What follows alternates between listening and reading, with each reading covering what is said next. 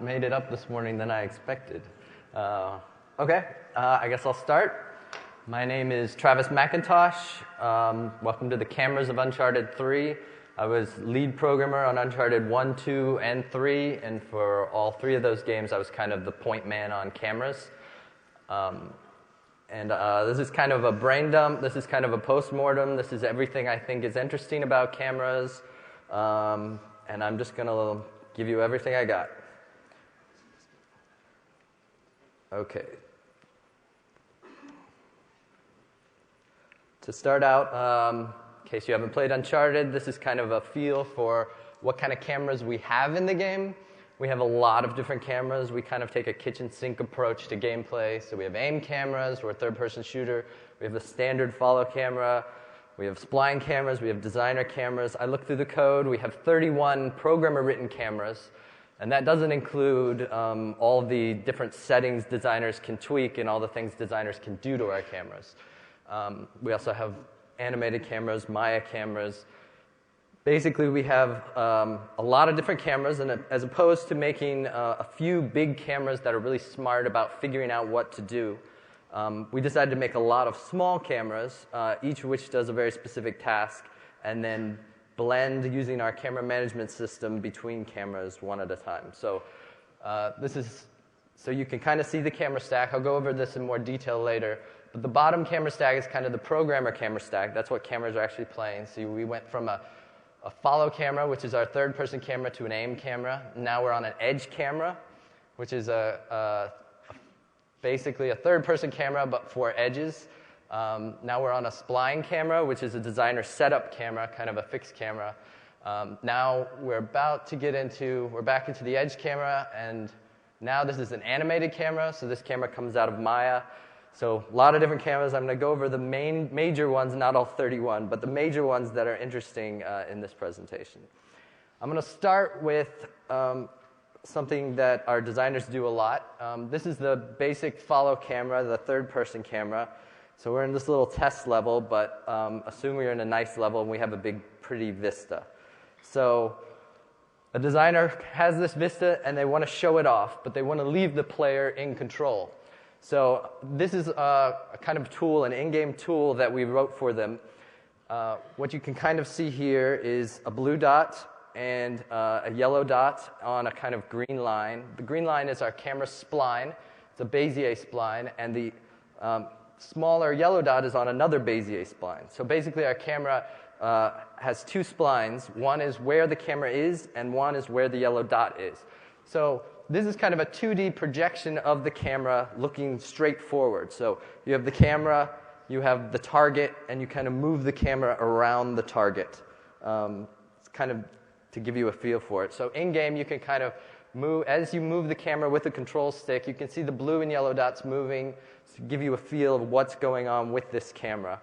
So I'm going to walk you through how we make this camera into a pretty vista camera for this location. So here you can use the mouse on the PS3 and kind of drag this camera around, kind of move it to wherever you want. So we want a big wide shot, so we're going to pull the camera way back wide. So at the close position, i.e. the bottom point and the top point, it's the same camera as it was, but all the points in between are very different. It's stretched out to kind of give a bigger view. So the target point, this yellow dot, is what the camera is looking at, and it's relative to Nathan Drake. So you can use these two splines to kind of create almost any angle you want. This kind of controls how you look up or down. So here you can see as I move this yellow dot, the camera isn't moving, but the thing the camera is looking at is moving. And it can move up or down, it can move in and out, give you a lot of control over basically whatever you want to do. When the designer's done with this camera, tweaking these settings, he exports it to our TTY, to the text output of our game, copies those settings into a script file or into our level editor, and then can turn on this camera at any point in the game he wants. And that gives him that's basically the interface. So this doesn't actually save directly to a camera. You have to actually cut and paste, but it's not a big deal. They don't mind too much. So now we're playing with our camera a lot, and so the last thing that we want to do to this camera is, right now you can see how the camera is very centered on Drake. So Drake is the center of the screen. That's not a very useful thing in combat. In combat, you do not want the center of the screen to be on Drake, because when you aim, you want the reticle to target what's behind the center of the screen. So if Drake is the center of the screen and you hit aim, you can't see what you're aiming at. So we have the ability to add a side offset to this camera. We can shift it right or left. So you can see here, we can shift it an extreme amount right or an extreme amount left. And in this case, this is not a combat camera. We just want a pretty vista. But this kind of gives it an artistic feel, puts Drake to one side, so it's also cool. So we're going to stretch it way to one side. And now we've set up our pretty camera. You can move it around, you can see the curve, and the designer would then turn this camera on when you got to the vista to kind of show off what's going on. A quick diversion to how our debugging for cameras works. So no player ever sees this, but it's very important for design, art, even programming to be able to play with the camera, to detach the camera from Drake and kind of move it around the world. We call it our manual camera because it's manually controlled. You're no longer controlling Drake. When you turn on the manual camera, you lose player control, so now you're just controlling the camera and not Drake. Drake's just hanging out. And then you can move the camera wherever you want, set it up however you feel like. Then you can go back into the menus and switch the joypad controls back to game, leaving the camera where it is. So now Drake can run around and you can see this camera, which is the real camera, the camera the player would see. And you can move it around with this normal controls while you run around Drake. This is really useful for debugging things, figuring out why the cameras are freaking out, what's going on, etc. And in Uncharted 3, for the first time, we introduced split screen. So in split screen, you need the same debugging features on both screens. So here we have the manual camera. Our menus expand when you go into split screen to supply two manual cameras, one for each side. We actually run different camera managers for each one. And also, you can use one controller, and we can go swap joypad screens. And that will swap the controller from controlling the upper left screen to controlling the lower right screen. So it's not a big deal. This seems really simple, but it's actually really important for workflow for people to be able to use the cameras. Another somewhat simple camera, but heavily used in Uncharted, is the animated camera. So this is a quick example from Uncharted 3. So a lot of times in Uncharted 3, we do these in-game cutscenes, and we have an animator animate a camera in Maya. So what's interesting about the way we do this is we actually embed the camera animation data in the animations for the characters. So Drake's animation has a separate channel which knows where his camera is, and Sully's as well, and anything animated knows where its camera is. So this makes it really simple for the designers to then, if they want to start a camera and they're already animating an object, just say, use whatever camera is available for this particular scene. And it also has some other advantages, which I'll go into later when I get to the melee section. So fixed cameras, very, very simple camera, the simplest we have. It's basically a camera in the world with an orientation, point orientation. That's not what I'm going to show you. I'm going to show you what our designers did with the fixed camera. So and Uncharted has a whole lot of parenting code. So we can parent cameras to things, we can parent Drake to things, we can parent things to other things, such as our train level, cruise ship level. In this case, one of our designers, Kurt Marganow, he parented a camera to an invisible object he set up, and then scripted this kind of helicopter camera for one of the desert scenes in Uncharted. So basically, he created a spline in our level editor, dropped it in, and then parented our camera to an invisible object which then moved along the spline. And all this code is written in script by one of our designers. He even had camera control by reading the stick and moving it back and forth. So it was a nice example of how flexible cameras can be if you give your designers the right tools. And I'm going to go over briefly how the designers actually implement cameras in Uncharted. So on the right, you can see a screenshot from our level editor called Charter. You can see kind of a trigger region and a couple cameras placed in Charter. On the left is the script code that our designers write.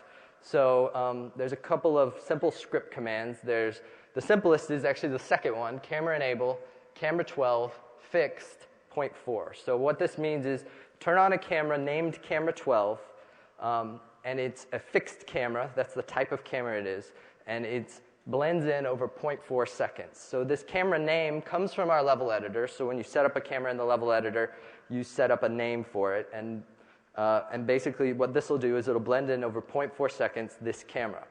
Another simple example is camera fade out, Camera 12. So the same camera fades out over 0.2 seconds. Very trivial. Can be put on any trigger region, any script, any task, anything.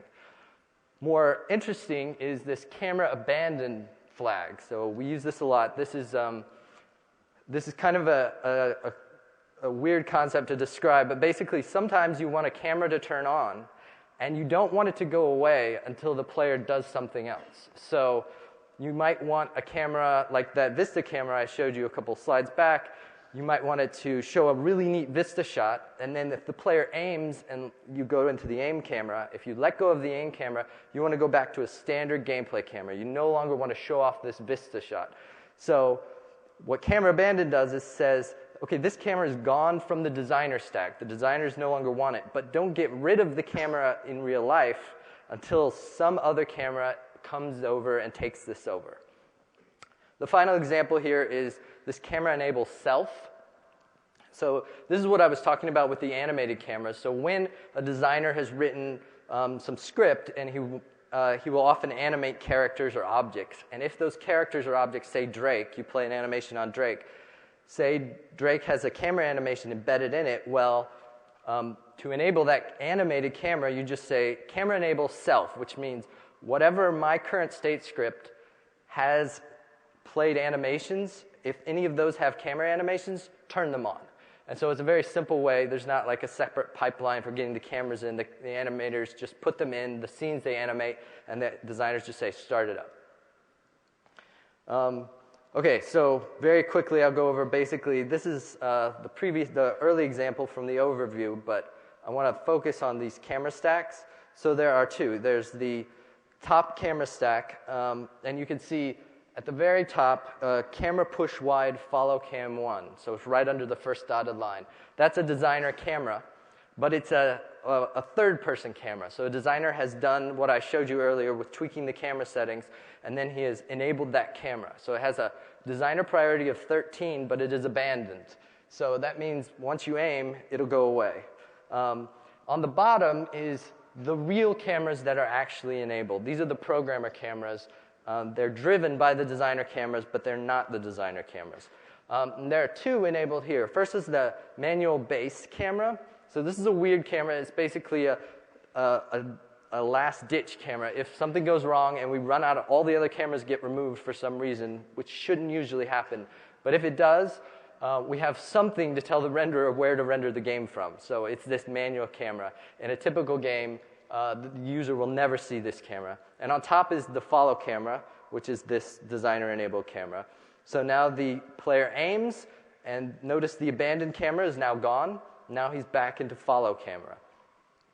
So you can see here two numbers after the manual camera base. First is 1.0, and then 0.0. So 1.0 is how much the camera wants to be blended in.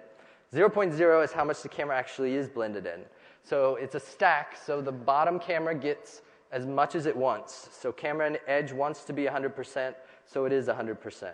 Here, the spline camera is blending in over top of the edge camera, and it is 19% blended in, which leaves 81% for the second camera. Note, when this edge camera is no longer contributing, when it's 0% contributing, it will be removed. So that camera is gone. We don't blend out cameras. We only blend them in. And then we remove cameras once they no longer affect the player's camera. So we always are blending in cameras over top. When we originally tried in Uncharted 1, we had blending in, blending out. But if you're blending out a camera underneath a camera you're blending in, you can get really weird kind of non-linear camera movements, which are not pretty.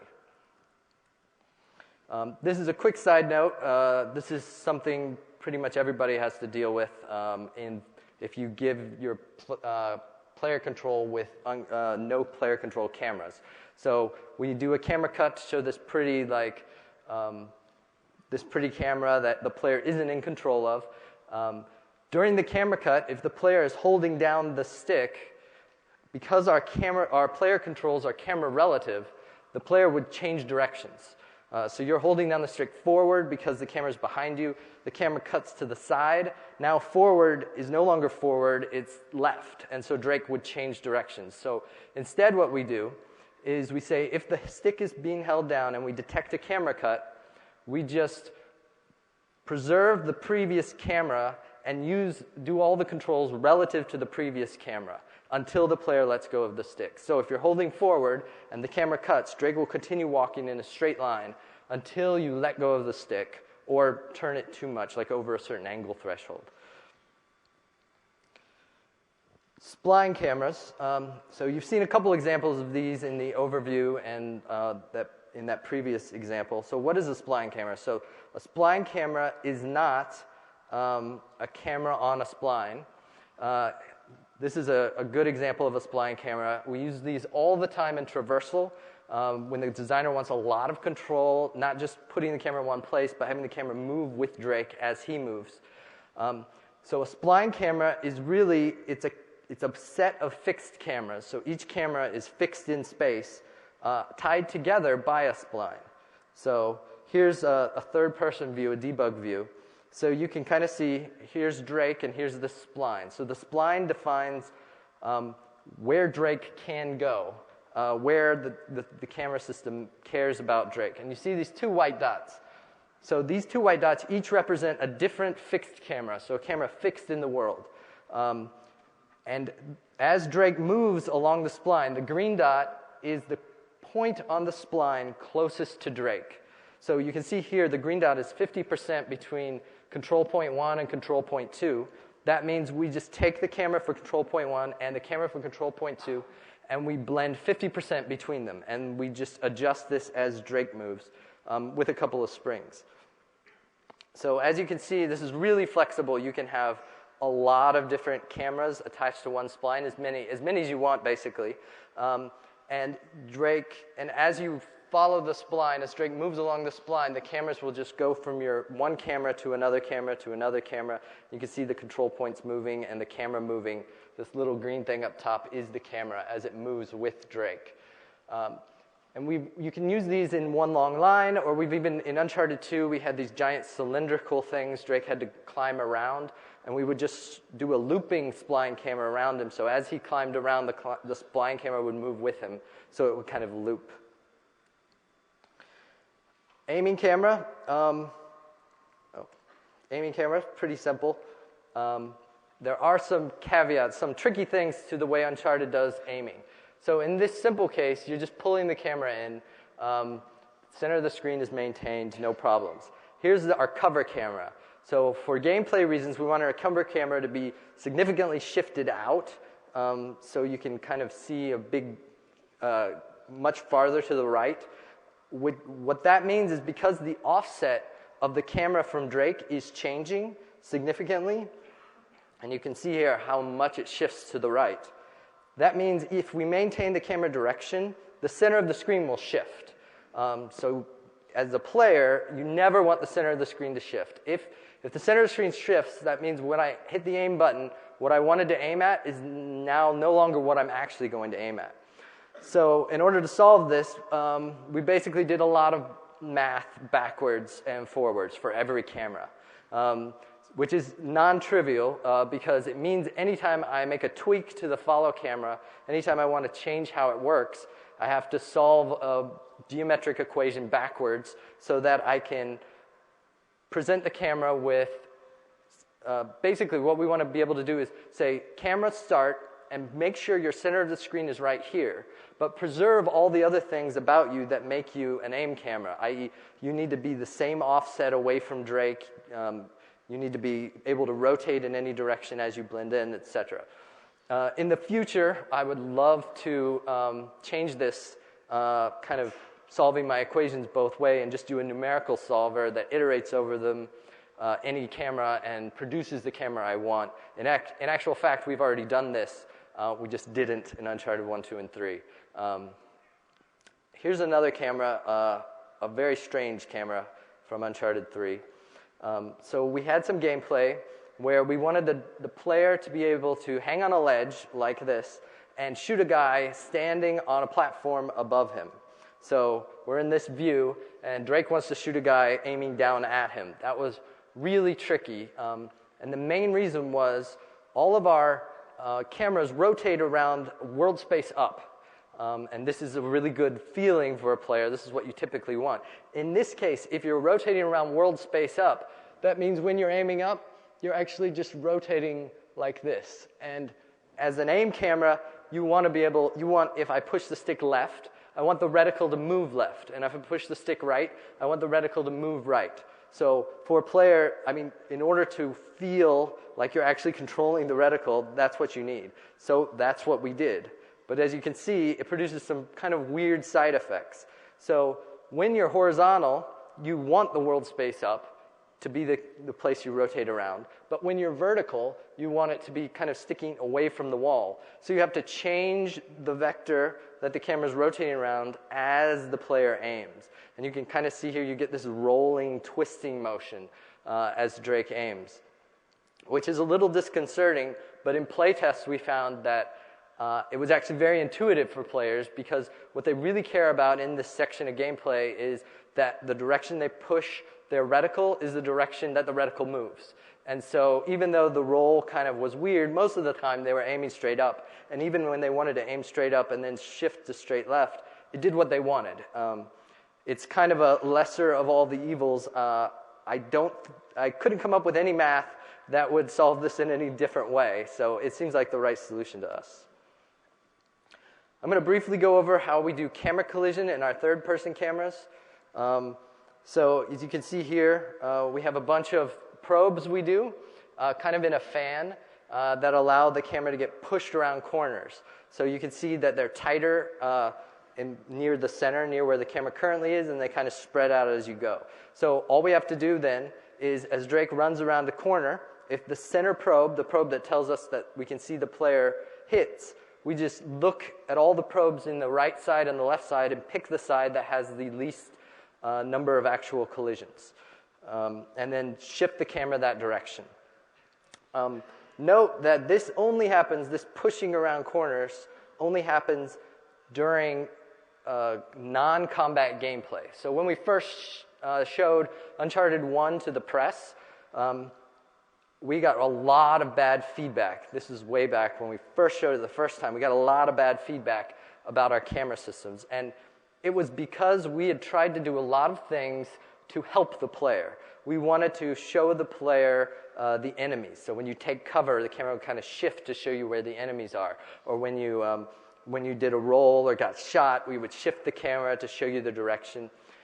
And people hated it. And the reason they hated it is because of the fact that we were moving the camera and they weren't. So anytime, our rule of thumb now is anytime the camera moves, it needs to be under player control. And that's because even if you get something so smart and so cool that 99% of the time it does the right thing and helps the player out, all they'll remember is the 1% of the time when they were going to shoot that guy and the camera shifted and screwed them up. And if, on the other hand, the camera's always under their control and then it messes up, they feel like it's their fault, and it's not frustrating. It's the game giving them control. So this kind of camera push movement in Uncharted only happens not when we're non-combat section. The combat camera only pulls in, never turns right or left. Okay, so the left side is for programmers, the right side is for designers. The left side is the differential equation for our camera smoothing. So all our cameras are kind of jerky. We figure out the ideal position of the camera, and we just put it there, which produces a lot of pops and bumps. So we smooth out the camera using this kind of spring system. So we have a camera target, ideal position, and the position of the camera last frame.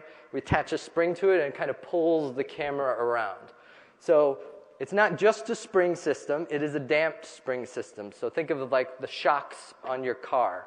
It's a spring, but it's also softened with a damper. So if you're a programmer, you might already know this equation, you might already know the solution. If you want to talk more about it, we can talk afterwards, but this is kind of a feel for it. What is important, however, about this equation is there's a factor, there's a damping factor and a spring constant, and if you adjust those, you get different curves. So what we want is a critically damped spring. That means to smooth out our cameras. So what is critically damped? So critically damped is the red line. That's the nice smooth curve that doesn't overshoot and approaches the target point in the fastest possible time. And then we have a couple other. If the damping is too loose, you kind of get this blue line, the big oscillating line, and that's going to cause your cameras to wobble back and forth. And if your factor is too tight, you'll get this light blue line up top, which does approach in a nice smooth way, but takes a really long time to get there. So you can solve the previous equation with a critically damped spring, which means it'll be this nice red line, so it'll perfectly approach what you're going to. And note that it's a differential equation, and it's very nice because it'll solve perfectly regardless of dt. So you can get like frame rate independent movement with this camera equation. So this is a smoother we don't just use for cameras. We use it for all sorts of things, but it's very important. It's kind of a final pass that we do on all our cameras. Okay, back to more pretty videos. Melee camera. So in Uncharted 3, we really we redid our melee system again. And one of our big goals was to have these kind of, you can see it there, kind of cinematic cut cameras that kind of go in and show you something pretty, something cinematic, and we wanted our animators to be able to make them, put them in at any point, but we also wanted the player to have control most of the time of the camera, and we also wanted that it never go through collision, it never do a jump cut, it never break the 180 rule.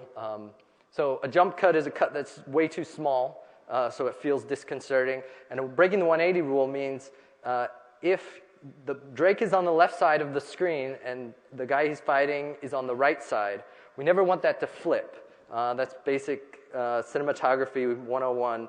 If they flip, it's confusing, and the player feels like you feel like you lost your position in space.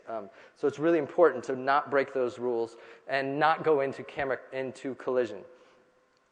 So what we did was, using the fact that we embed our camera data in the animations, what we did was we embedded multiple cameras in every melee animation.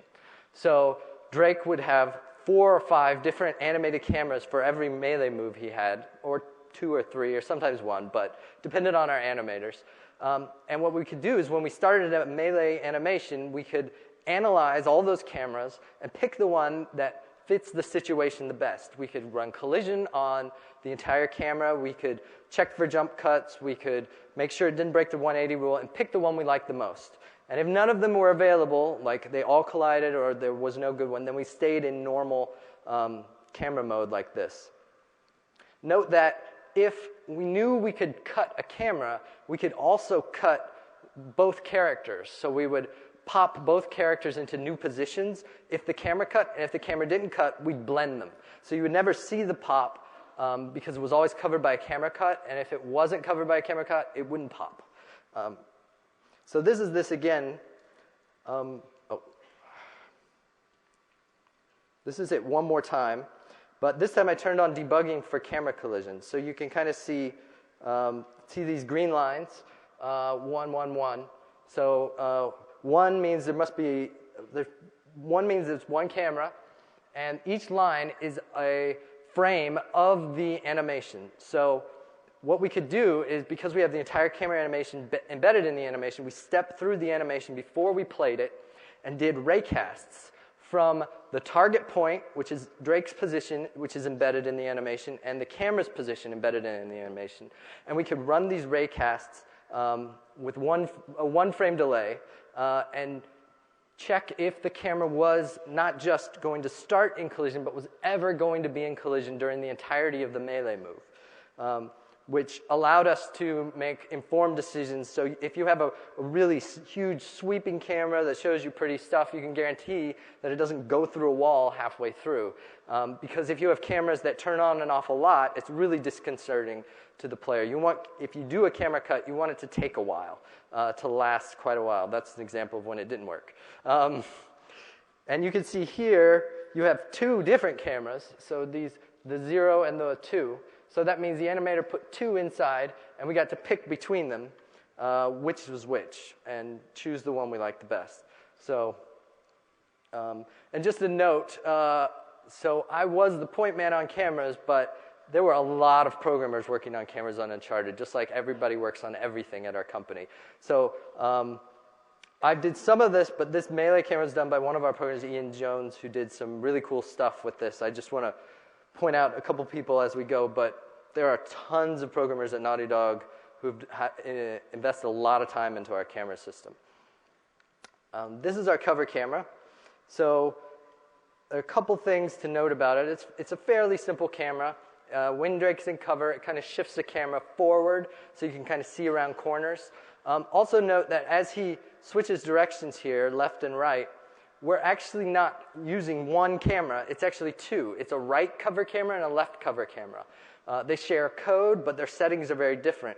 And in our camera system, we can just blend seamlessly from one to the other, which is a lot simpler than every camera having to understand how to blend all its various factors in different ways. So we're just blending from one cover camera to the other.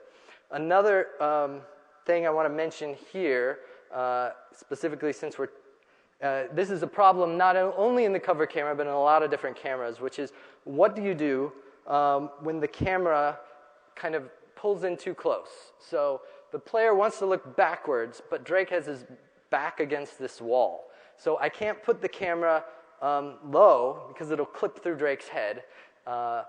And some games solve this with like fading out the player, kind of having an outline. We didn't really like that solution because it looks a little gamey at times, and we really, in Uncharted, want to keep the player grounded in the game world. So instead, we just pull the camera up. We do this not just in the cover camera, but in all the follow cameras. So we pull the camera up above his head, kind of go, you could think of it as a first-person view almost, because Drake is off screen, which kind of makes the player lose where Drake is sometimes, but it's kind of another lesser of multiple evils, and this was our favorite solution. Moving platforms. So everything moves in Uncharted. Trains, ships, boats, every level. I think there were like 2 levels in Uncharted 3 that didn't move. So this one is one of the simpler examples from the camera's perspective. So there are a bunch of moving platforms in this rolling ocean. So Drake is on the platform, and he's parented to it, so he moves with it. And the camera is parented to Drake, so the camera moves with Drake. So the camera's position is moving up and down with Drake. So from the camera's perspective, it looks like Drake isn't moving. However, one thing that's different about the cameras and other things that parent is in a lot of cases, though not all, we want the camera to parent position, but not necessarily rotation, because it's important to make the player feel like he's on a rolling platform. If we completely parent Drake, completely do the platform, it makes it feel like the world isn't moving at all, which is kind of the point of the whole level, so it's kind of a waste of our time. So the camera will rotate back and forth as the platform rotates, but the position always stays with Drake. Here's a more complicated example. This is the cruise ship level, by far the hardest level I've ever worked on in my entire life. The cruise ship level actually moves so much that we didn't want the camera to show how much it was moving all the time. So you can see here, it's moving too much. We still wanted the camera to roll as the ship rolled. And you can kind of see here how the camera is moving with Drake as the ship rolls around the ocean. But when we first put it in, the camera moved so much, everyone, even we, got very nauseous, seasick from the game. So we put in this moving platform blend percentage. You can see here, I just tweaked it from 50% to 0. So what this does is it blends the camera between 2 spaces. One is rolling with the camera is in the world and the ship rolls under it, and the other is the camera's parented to the ship. And so it feels like the ship isn't moving at all. So this factor is not always 50%. We actually gave the designers full control over this factor as they move through the world of the cruise ship. I don't think they used it too often anywhere else. what's interesting to note is sometimes in the cruise ship, the world would be moving, and they would set it completely to 1.0 like this. So you would feel like the world isn't moving. So in Uncharted 1, we used camera rotation to fake the fact that the ship was, that our little boat was not rolling in the ocean. In Uncharted 3, we used the camera to fake the fact that the ship was moving to make it feel like it wasn't. You can see here how all this control was useful for our designers as they go in and out of interior spaces and exterior spaces throughout the cruise ship. And just to show you how much the cruise ship is actually moving in the world. It's not a little. It's going up maybe 40, 50 of our game meters as you play on it the entire time. Okay? Another kind of tricky thing in Uncharted 3, which we never did before, was we wanted the player to be able to swim in choppy water, and really choppy water, as you can see here. We'd always had him swim on like still ponds before. So ignoring the fact that it was complicated to get Drake to swim on it, the camera had a bigger problem, which is we couldn't use standard camera collision because A, the water isn't real collision, it's water, and B, if we did use normal camera collision, whenever a big wave came up, camera collision typically pulls the camera in. So the camera would pull in on Drake and kind of in a choppy back and forth way, which wasn't fun at all. So instead what we did was we used water probes, which we could figure out the height of the water, and we just offset the camera by those water probes. So we would let the camera run like normal, completely to the end, and then as a final pass in the camera manager, we would do water probes. And you can see here this little gray camera on the bottom, that's where the camera thinks it should be based on standard camera stuff. And the colored camera is where it gets offset to by the water probes. And that allows this camera to function without ever clipping the water. Anytime it clips the water, it's going to look bad. So it never clips the water in Uncharted 3. It just kind of shifts up and down with it. And this gave us a really good camera for this water sequence. And give me 1 second, I'll show you. Yeah, here we go. This is what it kind of looked like while you were playing the game. So you can see the camera is pretty much guaranteed never to go through the water, no matter what crazy things the waves do. So starting in Uncharted 1, we wanted a handheld camera. We wanted the camera to feel like it was shaking and like it was going to be so cool. And we failed on Uncharted 1 and 2 to really come up with anything anybody in the company liked.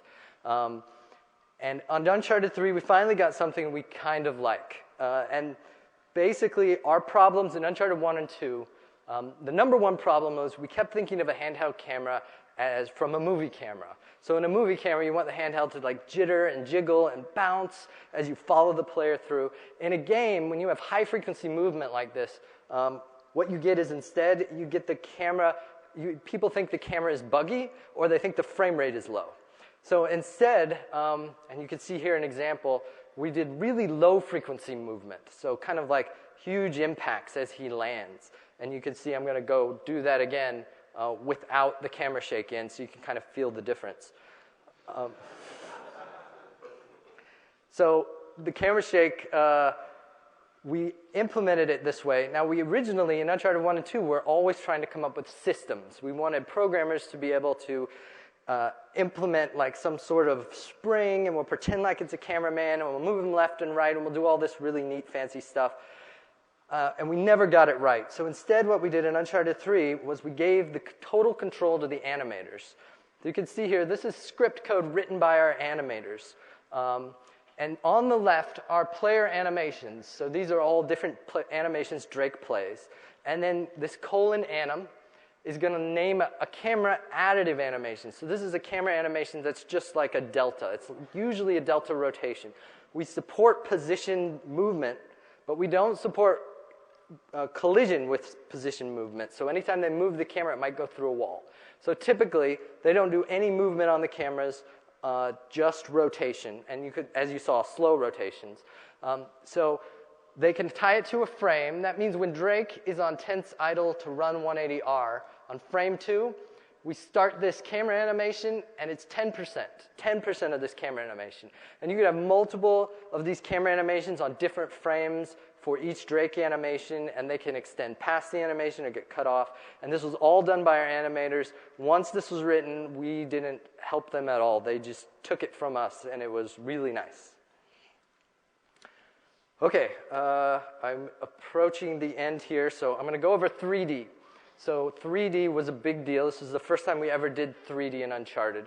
And what's interesting about the way we did 3D is we actually rendered the entire game twice, one for each eye, which gives you the best, most correct 3D. A lot of people do the depth buffer trick, which works, but we decided to go all the way. So this is a quick 3D primer. So you can see the left eye and the right eye are your two cameras. There are two values in 3D that are 3D settings that matter for our game. So one is the distortion, and that's the distance between the eyes. So it's the distance between the two camera eyes is the distortion. And the other is called the zero plane distance. So this is kind of where the two cameras intersect. And what's important about this is if something is at the zero plane distance, that means it's exactly on the screen. It's neither behind the screen or in front of the screen. So if you take off your 3D glasses, something on the zero plane will be in focus completely. So the zero plane was very important to us, and I'll go over why. So quick 3D primer. Here's everything we learned about 3D in Uncharted. The distortion we never changed. Anytime we changed the distortion, if we animated it, if we cut it, if we changed it between levels, it was really disconcerting to players. They would feel, their eyes would feel bad, it would give them headaches, it was confusing. Your eyes don't like to change focus distance a lot, and that's what the distortion really affects most. Well, the only time you could edit distortion was in the user options, where you could change the 3D slider, and that's what the 3D slider did. It adjusted the distance between the cameras. We also, originally, we had all these plans. We were going to give the designers control of these 3D settings for every single camera they set up. We were going to give the animators control for every single shot they animated between cuts. And when people did use it, it was horrible. It was really confusing because again, the 3D settings would shift between shots, and your eyes would go out of focus, or there would be problems with kind of miniaturization. Things would look miniature because they wanted to change these different values. So at the end of the game, we just stripped it all out and did a couple of things, which I'm going to go over in a second, that were just procedural and worked the entire game and fixed 99% of our 3D bugs. Another thing to be very careful of is heavy depth of field, which we use a lot in Uncharted. We had to dial back kind of like across the board for the 3D game, because 3D gives you so much feeling for how far away something is. If something close has a depth of field, it looks like a blurry texture. It doesn't look like depth of field anymore. So it was a big deal to reduce the depth of field. Also, animating the FOV in 3D will make you sick. It is horrible. So we kind of tried to really stay away from animating big FOV changes, the kind of like pullback stuff. One of our big goals about 3D was we didn't want people play a 3D game a lot longer than they watch a 3D movie. And so it's really important to kind of minimize these kind of headache-inducing 3D effects. So it was a big deal for us. We also never let anything come out of the screen. So in movie theaters, they do this all the time. They stick things out of the screen into your face, which is kind of fun and gimmicky, but in a game is not a 3D. You're watching on a small TV usually, very close to your eyes, so when things stick out, you basically have to cross your eyes, which is one of the things that causes headaches. So we only push things into the screen in Uncharted, always. And this last one is not something you can probably control, but it is just a note. High contrast scenes where you have brights next to darks. In 3D, most 3D TVs, in fact, everyone we found and tried, had what we call ghosting, which is the right eye would see a part of the frame for the left eye or vice versa, and what it looks like is kind of double vision when you're watching a 3D, and that happened in big high contrast areas. And this is not something the hardware is doing wrong, it's something the TV is doing wrong, and there just aren't, the TV technology is just not quite there to completely eliminate it. So if you have high contrast scenes, you'll get some ghosting. It wasn't that bad, but it's notable. So what did we do to solve our 3D bugs? So the number one, well, one of the things was we put the zero plane where the player is. So if the camera was far back from the player, we put the zero plane on him. If he was close up, we put the zero plane on him. That's because you're always looking at Drake the whole game pretty much. And so we kept him in focus, basically. So if you took off your 3D glasses, Drake was perfectly in focus in 99% of Uncharted 3. We also put in a lot of safeguards to prevent distortions. So if there's like a one-frame pop in their normal game, maybe it's kind of annoying, maybe you notice it, but not too much. If it's in 3D, your eyes go out of focus. It's really bad. So we put in the safeguards. And the safeguard we put in, and this is the number one best thing we did, was we read the Z buffer every frame and found the closest point to the camera. So whatever closest point that was based on the Z buffer, and then we made sure the zero plane was at least that close. So that guaranteed that it was impossible for anything to ever come out of the screen for any reason. And we would have, originally we had a lot of problems with, so we had the zero plane at Drake, and then something would collapse behind him and a rock would fall between the camera and the player. And it would be for 2 frames, there would be this big rock in your face, jutting out of the screen. It would throw your eyes off, it would hurt, it would be confusing. With the zero plane pulling in based on the Z buffer, the rock would suddenly become in focus. And if you think about it, what that means is your eyes are focusing on the plane of the screen because you're looking at Drake. Then the rock comes in between you and Drake. The zero plane is moved up to the rock, and now your eyes are still focusing on the plane of the screen. So your eyes don't have to adjust when that happens. And it really helped make 3D not near as painful as it otherwise would have been. A few thanks. I want to thank Jason Gregory, helping with the slides here, all the designers and programmers who worked on all of this stuff, and then I'm going to throw it open to questions. And a couple shameless plugs for other Uncharted talks coming up.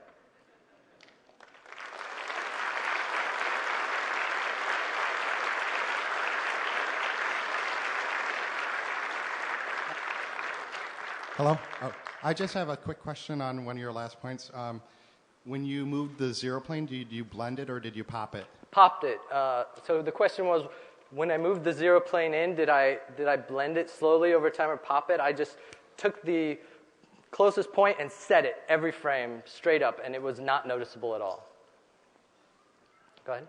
Hey, your last slide, it looked like you directed the cameras by your stereoscopic cameras by actually like towing in the 2 cameras. Is that how you set it up, or? That's basically how 3D works. That's how you get the zero plane, is by tilting in the cameras so that they kind of intersect at where the zero plane is, and then the distance between the cameras is the distortion point. Okay, there's another method in which uses parallel projection, where you're actually modifying the planes of the frustum. Did you look into that at all? Because one of the problems that you have with actually using 2 cameras and towing them in is that you get distortion on the edges of the frustum. We tried a bunch of different things. This seemed to work for us. Okay. I really love the general approach of having simpler cameras and having a complex like weighted blend stack. I think that's really clever. How do you handle, I know in the combat scene you were doing hard cuts, but when you're doing smooth blends between valid cameras, how do you ensure the validity of the interpolation between things, because that's sort of ungoverned, you know? Yes, basically, and this is something I'd like to do in the future. The question was, how do we deal with the validity of the middle camera position if you're blending from one camera to the other? And basically, we don't. 90% of the time, it's fine, and a few times when it's, and basically, we go through collisions sometimes, basically, and this will happen anywhere, and we typically, our designers kind of tweak the cameras to try and prevent it from happening, and sometimes it happens anyways. I would like in the future to actually put a final camera collision pass, but I haven't done it yet. And then related to that, with the sort of walking through the camera information that's embedded in the animation for the combat stuff, doing a predictive like trace, do you do that in any of the other cameras or any of the other situations where you're trying to predict? So the question was doing the predictive trace for the camera animations in the melee combat. Do we do that anywhere else? We actually did in Uncharted, one of the early chase scenes.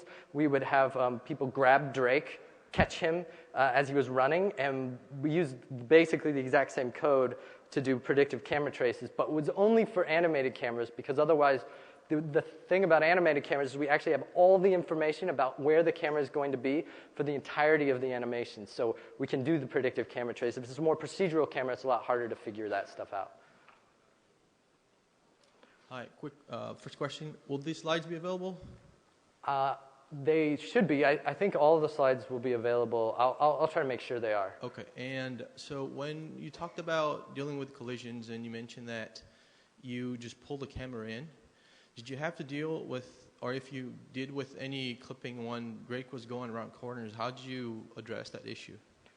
When we pulled the camera in on Drake, if we don't rotate the camera and Drake runs past the corner and we pull it in on him.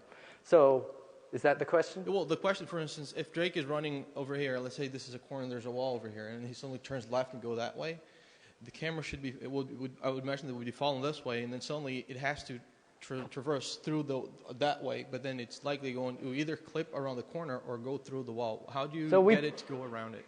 So what we typically did, so in combat we don't rotate the camera at all. So if Drake runs forward and then takes a tight corner, the camera has to pull in to maintain the camera direction.